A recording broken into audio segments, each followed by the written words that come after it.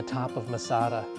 And although Masada isn't mentioned in the Bible, it was possibly David's place of refuge, hiding from Saul, and where he wrote some of his Psalms. If this is true, it makes sense why David used the word stronghold often, using it to depict God as his fortress and his rock of refuge. It also makes sense since the Hebrew word for stronghold is actually Masada.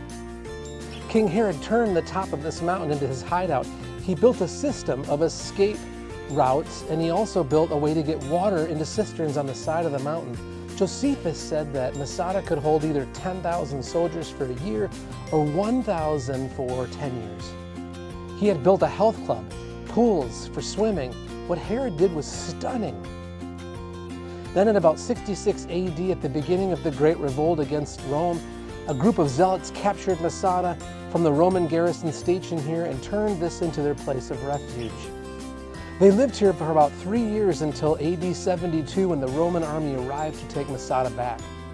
The siege lasted several months, during which the army built an earthen ramp up the western side of the mountain. And the story goes, when there was no hope of escape, the Jews on Masada chose to die rather than live as slaves under Rome. 900 men, women, and children. Masada reminds the Jews to this day that a price was paid for their forefathers, for their nation, and their cry continues, Masada shall never fall. So, there are two stories up here. Number one is 30 BC, Herod builds this, and number two is 70 years after Herod dies, it's abandoned. Jews fled here, but Romans built the ramp to get up on top, and no one is alive.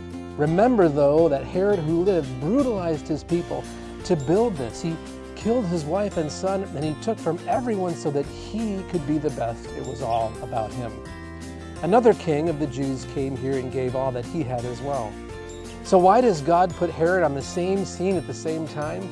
Well, the picture God sets up as two men were called king of Jews, one we never see again and one we see again.